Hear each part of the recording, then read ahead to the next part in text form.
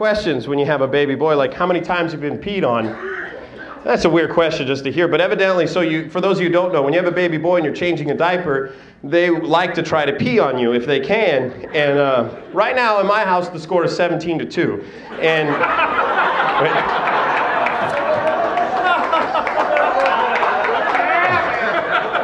hold on, I said that wrong. That came out wrong. I think the way I just made that sound was like 17-2. Like if oh, you think you're funny? Okay. No. No, I'm not pissing on my baby boy. But thanks for that character judgment in 20 minutes. Appreciate it. What I meant to say is my wife has been hit 17 times and I've been hit twice, but your way is funnier, so we'll keep that one.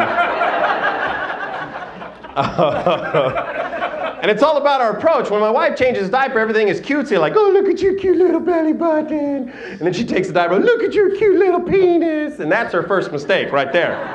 I don't care how old any man is. You come at him with, look at your cute little penis, you're asking to get peed on. But after the second time he peed on me, I had what I like to call a come to Jesus meeting with my son, okay? I set him in the changing table. I said, okay, look at me. I'm your father, okay? You don't piss on your father. If you do, I'm going to punch you in your face, okay? And he understood. He's like, all right. And it got kind of awkward right there, because I know they have that big debate, like, do we do timeouts or do we hit our kid? Like, how many people here do timeouts? Round of applause. Like 3 or 4 of you? Okay. Just so you know, everybody else's kids are beating the hell out of your kids for you. Just so you know. That's messed up. I'm just kidding. Like, we want to do timeouts too, but my kid, he's only like 5 months old. You know, at that age, you can't do timeouts. At that age, you have to hit him. Really, right? Right?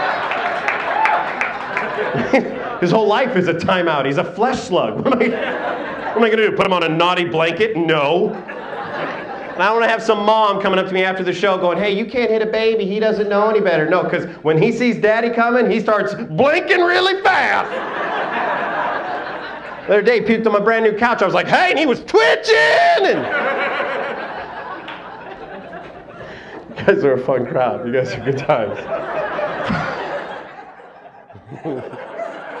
But it's weird that we break it down to that level where it's like, you know, that's what it all boils down to. Do you put him in a chair or do you hit him, right? And it's like, I get the whole, because that's when we had the fight. It's like, well, here's the problem that I have with timeout. If you put him in a chair, right, I'm sure he'll grow up with great social skills and everything. And so, but where do I put my anger then? Where does that go?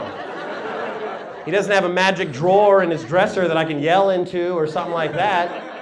So our plan is when he gets older, we're going to do both. We're just going to put him in a chair and then beat the hell out of him. That's what we're going to do.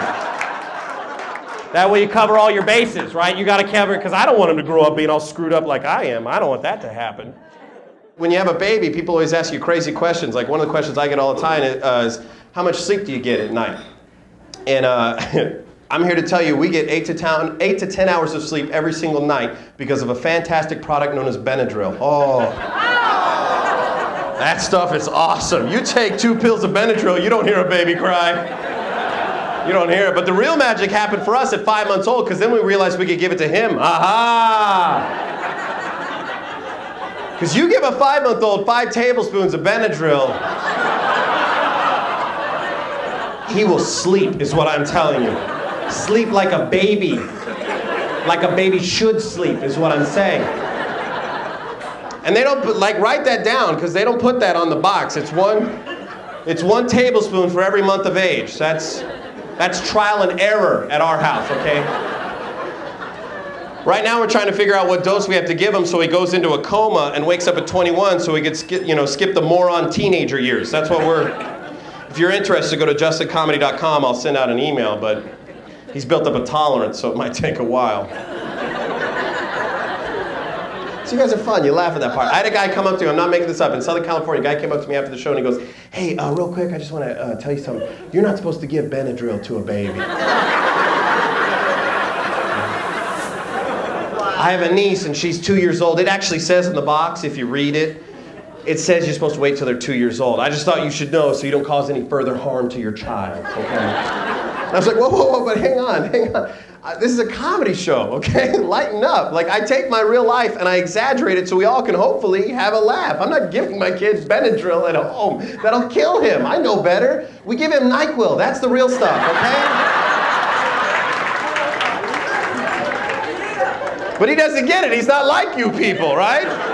I'm like, I'm not stupid, okay? I know they make Benadryl pink for a reason. That's because in the jungle, bright colors mean poison, bad. NyQuil is green. It's got veggies in it. It's good for him, okay? The hell do you know about raising kids? I say nothing. I had a crazy dad, too, growing up. My dad had a unique approach to parenting.